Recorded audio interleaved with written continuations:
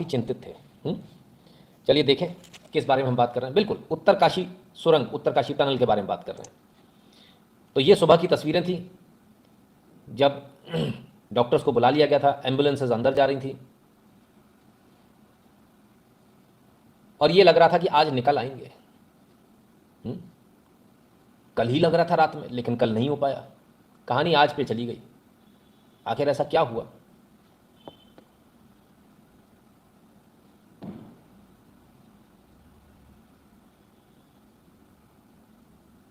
तो आखिर ऐसा क्या हुआ भाई कि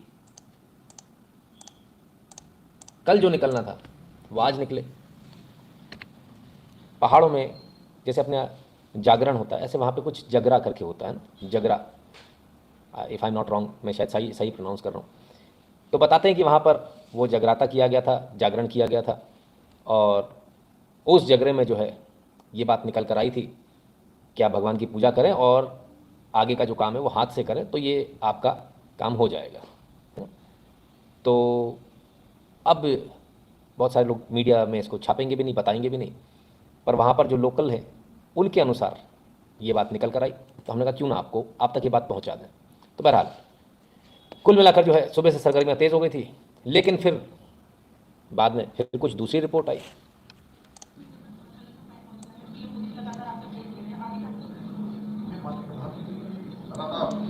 प्रत्येक दिन वहाँ के बारे में जानकारी लेते हैं। आज उन्होंने मजदूरों के जो परिजन हैं बाहर हैं, उनकी व्यवस्थाओं के बारे में, अभी किस प्रकार वो रह रहे हैं, किस प्रकार उनकी व्यवस्था हो रही है, सभी की कुशल से पूछिए। अंदर जो लोग हैं उनकी कुशल से पूछिए और साथ में जिस प्रकार से टेक्नोलॉजी के जरिए आज पाइप ट्रेन टिकट तक अभी तक जा चुका है और एक पाइप और उसके बाद 2 पाइप, मेरे ख्याल से अधिकतम 2 पाइप और लगाने की आवश्यकता पड़ेगी। हो सकता है कि 2 से कम में भी जो है ब्रेक थ्रू हो जाए। तो उन सभी के बारे में उनको जानकारी दी है और उन्होंने जानकारी दी है। वो लगातार चिंता कर रहे हैं, हम सबका माहौल बना रहे हैं। हमारे लगे हुए जितने भी वैज्ञानिक विशेषज्ञ, अनेकों संस्थान, भारत सरकार के, राज्य सरकार के और दुनिया के जितने भी विशेषज्ञ उसमें काम कर रहे हैं, मैं सभी का क्योंकि उनका भी बड़ा सहयोग है, सबका मैं आभार व्यक्त करता हूँ कि वो लगातार लगे हुए। लगातार प्रत्येक दिन वहाँ के बारे में प्रत्येक दिन वहाँ के बारे में जानकारी लेते हैं। आज उन्होंने मजदूरों के जो परिजन हैं बाहर हैं, उनकी व्यवस्थाओं के बारे में, उनके अभी किस प्रकार वो रह रहे हैं, किस प्रकार उनकी व्यवस्था हो रही है, सभी की कुशल से पूछिए। तो हमने यही बात आपसे कहा था कि पूरा जो प्रोजेक्ट है, पूरा जो रेस्क्यू ऑपरेशन चल रहा है, प्रधानमंत्री मोदी इस पर बारीक नज़र बनाए हुए, डेली इसकी अपडेट लेते हैं कि क्या हुआ आज, क्या ना हुआ और आगे क्या क्या करना है। यानी पीएमओ से संचालित हो रहा था ये पूरा का पूरा जो रेस्क्यू ऑपरेशन है। आपके मन में कोई गलतफहमी हो तो उसको निकाल लीजिएगा, कोई गलतफहमी आपके मन में उसको निकाल लीजिएगा। डे 1 से हमने कहा था पीएमओ इस पर निगाह बनाए हुए, अपने सलाहकार उन्होंने वहाँ बैठा रखे थे। सोचिए पीएमओ का एक सेक्रेटरी वहाँ बैठा हो, आप अंदाज़ा लगाइए कि वो सेक्रेटरी कितना वैल्यू रखता है और उस इतने तनख्वाह जिसको मिल रही है, ऐसे व्यक्ति को वहाँ भेजना और वो लगातार वहाँ बैठकर आपको जानकारी दे, तो एक बात तो कन्फर्म हो जाती है इस पूरे ऑपरेशन में सीधा पीएमओ का इन्वॉल्वमेंट था, डायरेक्ट इंटरवेंशन था, बिना किसी लाग लपेट के। अगर हम इस बात को कहें तो बहुत अच्छा लगेगा, लेकिन लोगों को कहने में शर्म आ रही थी, लोग इसको कह नहीं पाए। फिर थोड़ी देर में जो है कुछ और तस्वीरें भी आई, तो ऐसा लगा जैसे प्रधानमंत्री मोदी आज आएंगे शायद। सड़क वड़क ठीक की जाने लगी, चूना बिछाया जाने लगा, पुलिस फोर्स आ गई, पुलिस फोर्स की ब्रीफिंग चल रही थी कैसे क्या करना। तो ऐसा यूजुअली कोई बड़ा वीआईपी आता तभी होता है, लेकिन बहरहाल प्रधानमंत्री तो नहीं आए, लेकिन मुख्यमंत्री पुष्कर धामी ज़रूर पहुँचे थे।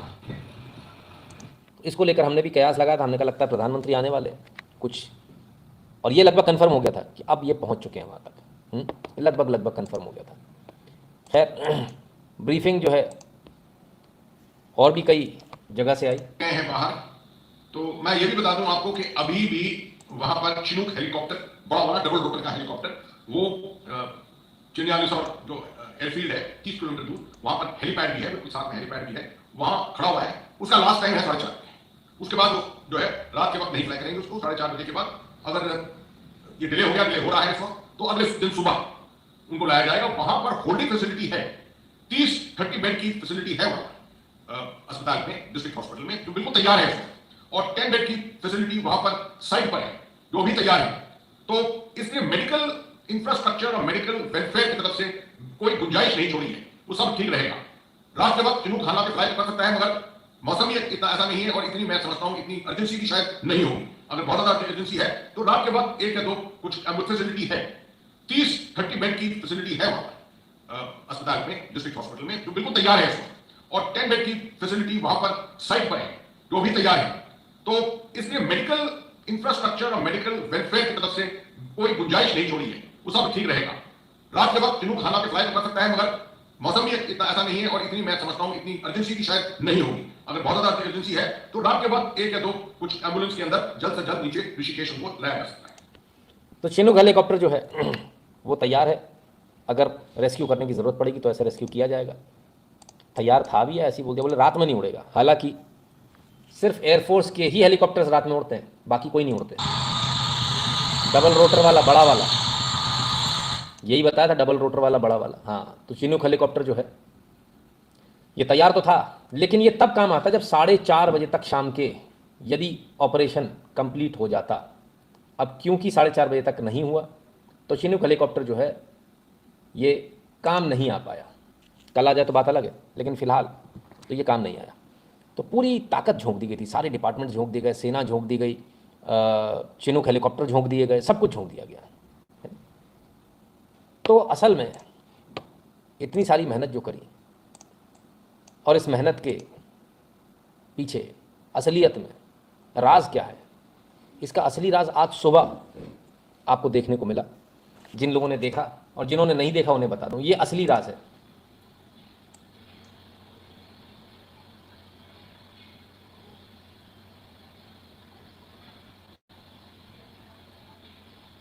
प्रेसिडेंट हैं दुनिया में, एक छत्र राज है इनका, ड्रिलिंग की दुनिया में, टनलिंग की दुनिया में, और पूजा अर्चना कर रहे हैं बैठकर, बिल्कुल आलती पालती मार के। समझ में आ गया कुछ काम नहीं आएगा, ना अगर मशीन काम आई ना कुछ काम आई, उल्टा अगर मशीन को निकालने में और मशक्कत करनी पड़ गई, अच्छी तरह पल्ले पड़ गया। कल रात के जगरे में, जगरा बोलते हैं, जगरे क्या बोलते हैं वहाँ पर, उसमें भी इन्होंने पार्टिसिपेट किया था, उसमें भी थे, रात में भी पूजा करी और सुबह आकर भगवान की पूजा अर्चना करी। कोई शर्म नहीं, कोई कुछ नहीं। अब जब भगवान की शरण में आए हैं, महादेव की शरण में आए हैं, तब फिर क्या होगा। हमने कल ही बताया था ना आपको, परसों, कल परसों, कि किस प्रकार से पानी से आकृति बन गई। सोचिए, पत्थर में से पानी फूट पड़ा साहब, हाँ, कहीं और से नहीं आया, ऊपर से, इधर से, उधर से, बारिश से ना, पत्थर में से कहीं से पानी, ना पानी गिरा ना बारिश हुई, पत्थर में से कहीं से पानी आ गया और वो महादेव की आकृति बन गई। अब ये तो सब बहाना है, असल में तो महादेव को अपना रंग दिखाना था कि तुम जिसे कहीं भी हटाना हुटूने करते हो ना, ऐसे पहले वो मंदिर हटाया था माता का, फिर वो दोबारा बनाया। ये कौन बेवकूफ़ लोग हैं भाई, ये कौन मूर्ख लोग हैं। और मोदी जी आप समझो, ऐसे लोगों को हटा लो, फैशनेबल लोगों को, हाँ, नहीं तो आपकी आज तक की करी हुई तपस्या पे और बट्टा लगवा देंगे ये लोग। आप जो इतना तप करते हो, जो गुफाओं में रहते हो, जा जाकर उस पर और बट्टा लगा देंगे। इनको नौकरियों से निकाल दो, इनको, ये जो ज़्यादा पढ़े लिखे आ गए हैं। 2 कौड़ी का एक छोकरा कहीं से पास होकर आ जाता, रट रटा के 2 कौड़ी की किताब पढ़ के, 4 पन्ने पढ़ के, और वो समझता है 10,000 साल से हमारे पूर्वज जिस बात को कह रहे हैं वो गलत है। अब कॉन्फिडेंस देखिए इन अनपढ़ जाहिलों का, मैं तो हैरान हूं साहब देखकर। और वहां करने के बाद फिर यहां कर लिया और यहां पे भी कांड कर दिया। चलिए कोई नहीं, महादेव की पूजा करिए। अब महादेव तो भोले हैं, भोलेनाथ, कुछ भी कर दो, कितना भी कांड कर दो, उसके बाद भोलेनाथ की शरण में पहुंच जाओ, भोले मान जाते हैं। अच्छा, मानते भी बड़े इजीली हैं, कुछ ज़्यादा करने की आवश्यकता नहीं।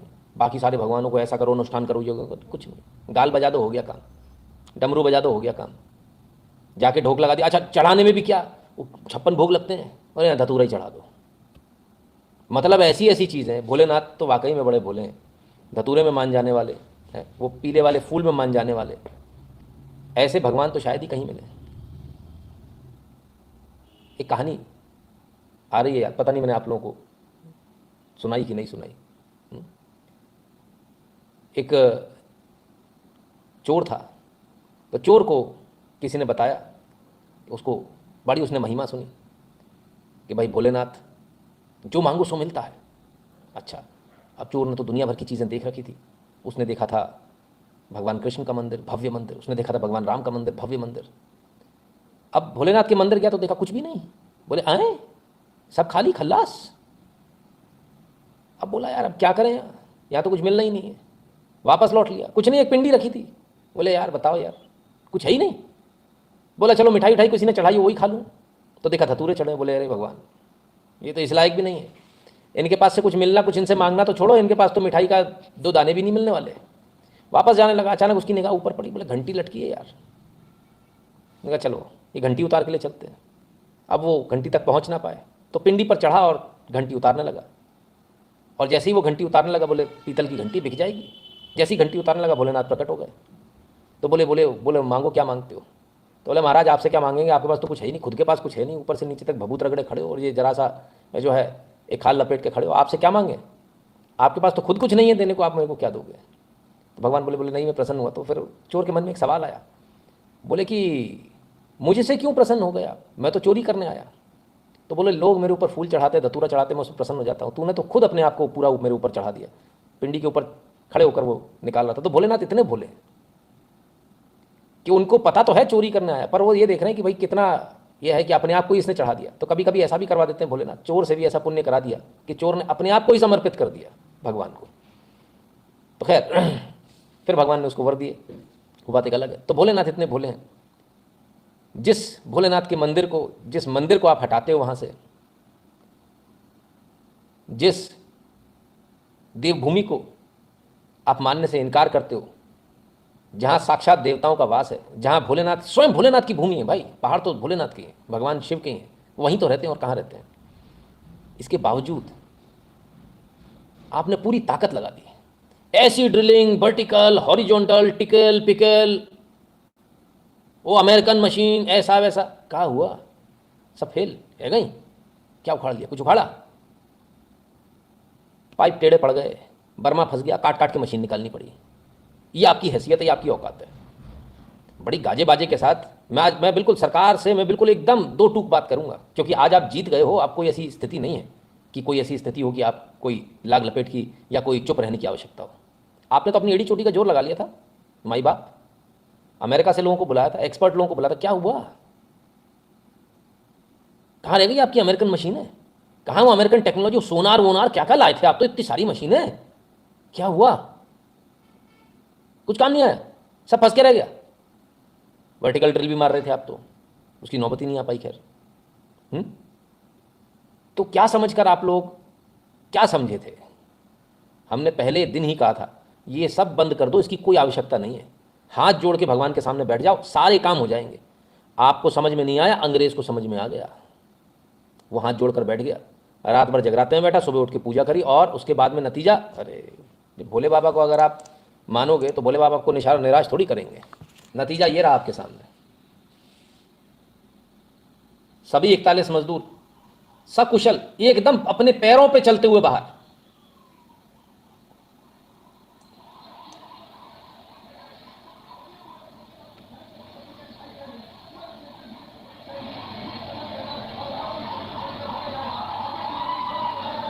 और लेटे नहीं है स्ट्रेचर पे, ये बैठे हैं मजदूर, ये दिख रहे होंगे आपको, मस्त एकदम आराम से चकाचक अपना थैला वाला पकड़ के, अपना थैला वाला पकड़ के बैठे हैं आराम से, बढ़िया बातचीत करते हुए चकाचक। इसे कहते हैं भगवान की कृपा, जिस पर पूरी दुनिया टिकी है। हाँ, पर आप टेंशन मत लो, आप फटा नोट चढ़ाना मंदिर में, खोटा सिक्का, हाँ शाबाश, अरे कुछ नहीं होता, बेकार सिक्का वो चढ़ा दो मंदिर में, कोई दिक्कत नहीं है। फटा नोट चढ़ा दो, फिर किस्मत फटी हो जाती है तो रोते हो। तुम फटा नोट चढ़ाते हो, तुम्हारी फट जाती है तुम जेब, फिर तुम रोते हो। हाँ, पिटा हुआ खोटा सिक्का चढ़ाते हो, फिर तुम्हारी कुटाई होती है तब तुम रोते हो। तो प्रॉब्लम किसके साथ है? प्रॉब्लम आपकी मानसिकता के साथ है, प्रॉब्लम आपके साथ है। इससे बड़ा कुछ हो नहीं सकता कि स्वयं भोलेनाथ आके दर्शन दें, स्वयं भोलेनाथ आके दर्शन दें अपनी आकृति बनाकर। तब मतलब उनको भी समझ में आ गया कि आज के जो कलयुग के ये जो लोग हैं, ये इतने जाहिल हैं, इतने गधे हैं कि जब तक इनके सामने आके तांडव नहीं करो इनको समझ में ही नहीं आएगा, और इनको तो जाके बताना पड़ेगा मैं शिव हूं, तो भी कम वक्त पूछ लेंगे हैं ऐसे कैसे माने। मतलब इतने जाहिल, इतने गधे लोग, उन्हें भी मालूम है भोलेनाथ को कि आज ऐसे ही मिलेंगे। तो उनको पत्थर में से अपनी आकृति बनानी पड़ रही, पत्थर में से पानी निकल के आ रहा, बताइए, और भोलेनाथ की आकृति बन रही है। तब जाके हो सका, हो अच्छा इनको नहीं आता गधों को, ये तो फिर भी बैठे रहते सारे के सारे हमारे जो मीडिया वाले हैं, पढ़े लिखे ना, ससुर के नाती, मार दो जूता से खोपड़िया पे तब समझ में आया। हाँ तो बाई चांस है, तो ऐसे हो गया। अंग्रेज को समझ में आ गया, बोला ना ना ना, it is divine intervention, this उसे किसी ने बताया भोलेनाथ की आकृति बन गई, उसने देखा, उसने बोला फोटो दिखा, फोटो दिखाया, तुरंत समझ गया दिस इज डिवाइन इंटरवेंशन, ये संभव ही नहीं है, ये कुछ और मामला है। तुरंत उसने गाँव वालों को बुलाया, बोले भाई क्या मामला है, क्या करना चाहिए, कैसे प्रसन्न होंगे, बोले जगरात रखो, बोले कोई नहीं जी जागरण रखेंगे। अगले दिन सुबह विधि विधान से पूजा, बिल्कुल आ गया एकदम गोले गुनिया में। और जब गोले गुनिया में आ गया, जब विधि विधान से अपने आप को समर्पित कर दिया, भगवान के सामने ढोक लगा ली कि प्रभु आप ही कर सकते हो, हमने तो सारे घोड़े खोल लिए, कुछ ना कर पाया, तो चुटकी बजा कर निकला। अच्छा उससे पहले फेलियर हो गए ना आप, सारे फेल हो गए आपके दांव पेच, फिर उसके बाद में आ जाते हो।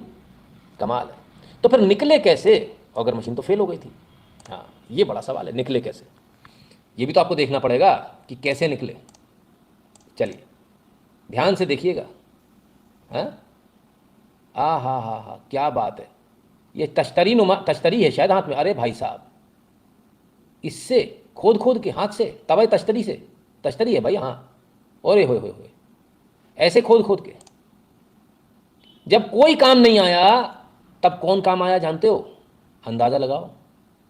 एक ही दूत है आपके देश में, जब कोई काम नहीं आता ना सर, तो वही दूत काम आता है, नाम है जवान, भारतीय सेना के जवान। और आखिरकार भारतीय सेना ही काम आई, कुछ ना काम आया भाई साहब, कुछ ना काम आया, भारतीय सेना ही काम आई। और भारतीय सेना के जवानों ने हाथों से खोद कर निकाला, ठीक है। वो सारा मलबा जो था, वो जो सुरंग बाकी रह गई थी, उसे मैनुअल ड्रिलिंग कहा गया, लेकिन वो आप देख लो तश्तरी से ऐसे ऐसे करके निकाला गया। तो ये असलियत है, ये आपको पता होना चाहिए। आपको बचाने वाले दो ही लोग हैं, एक भगवान और एक जवान, इसको समझ लीजिए आप, ठीक है ना। और कितने आसानी के साथ हम लोग इनका कंट्रीब्यूशन भूल जाते हैं, या कितनी आसानी के साथ हम, अब कभी कहीं मिले ना तो थोड़ा रिस्पेक्ट दे दीजिएगा, है ना। आपसे कुछ नहीं चाहिए, आप रिस्पेक्ट दे दें, इतना ही काफ़ी है ना, जहाँ भी आपको जवान मिले, ठीक है ना। बहुत बहुत अच्छा रहेगा, ठीक है ना। सो कुल मिला के ये स्थिति है। खैर अब और किस्मत देखिए मजदूरों की, जिनको कल तक कोई ना पूछ रहा था, वो मुख्यमंत्री से और जनरल वीके सिंह से गले मिल रहे हैं, and they are more than happy. कमाल है भाई, ये भी किस्मत की बात है। भोलेनाथ की कृपा इन पर ज़्यादा हो गई लगता है। खैर, लेकिन वाकई में बहुत मुश्किल काम था, बड़ी जद्दोजहद के बाद जो है इनको निकाला गया। और जैसे ही आए, फूल मालाओं के साथ स्वागत। बेचारों ने सोचा भी नहीं होगा कि बाहर आके हमारी इतनी प्रतीक्षा हो रही। वो तो ये सोच रहे थे सरकार ने हमें मरने छोड़ दिया होगा, इससे पहले मरने छोड़ दिया जाता था। लेकिन अब स्थितियां बदल गई हैं। भारत में अब जान की कीमत दिखने लगी है कि हाँ, जान की कीमत है हमारे सिटीजन्स की। देखिए कितने बेचारे कितने सीधे सीधे हैं, हाँ, आके पैर छू रहे हैं। हाँ, इतने खुश, घर वालों से बात करते करते आ रहे हैं, मुख्यमंत्री सामने खड़े तो भी घर वाले पहले। बिल्कुल सही बात है, शाबाश। और सारे के सारे हमने कहा ना, अपने पैरों पे चलते हुए। एक बात तो है, पुष्कर सिंह धामी के ऊपर जितने अभी तक जो भी आरोप लगे थे, जो भी लगे थे, वो सारे यहाँ खत्म हो जाते हैं आके। काम तो शानदार किया भाई, बतौर मुख्यमंत्री डटे रहे।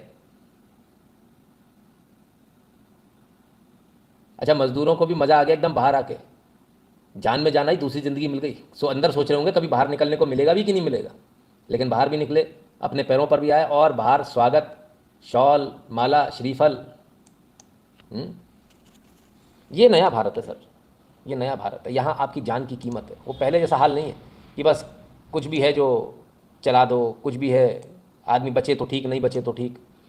हमें तो एक ज़माना याद आता है, यहाँ रेस्क्यू ऑपरेशन दिन रात चला है, हमें वो ज़माना भी याद आता है जब रेस्क्यू ऑपरेशन के लिए, रेस्क्यू ऑपरेशन तो छोड़िए, जब खाद्य सामग्री पहुँचानी थी, तब ट्रक को रोके रखा गया था, क्योंकि युवराज नहीं थे, अवेलेबल नहीं थे। युवराज से फिर बड़ी मिन्नतें की गई, फिर युवराज आए, अच्छा बोले पार्टी वार्टी मूड से बाहर आए। तो क्यों रोका रखा था कि युवराज आएंगे, झंडी दिखाएंगे, फोटो ऑप होगा, तब उसके बाद आगे भेजेंगे। लोग मरते हैं तो भूखे मर जाएं। याद आ गया? याद रखा करो, आप लोग भूल जाते हो, है ना। कमाल।